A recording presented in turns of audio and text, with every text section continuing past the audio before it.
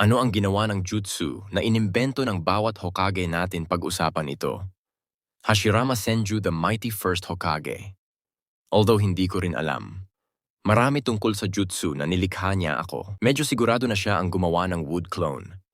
Jutsu Tuoram Senju nilikha niya ang libu-libo ng jutsus, ngunit ang kanyang pinakasikat ay shadow clone, etc. The Professor Hiruzen Sarutobi to may kaalaman.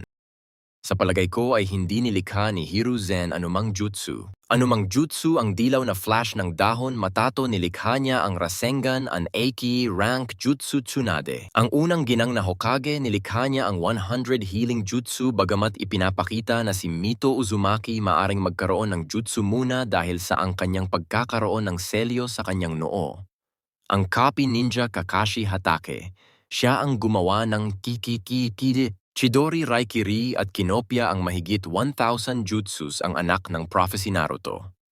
Si Uzumaki Naruto ang lumikha ng Ras at Shuin at gayon din ang Sexy Jutsu.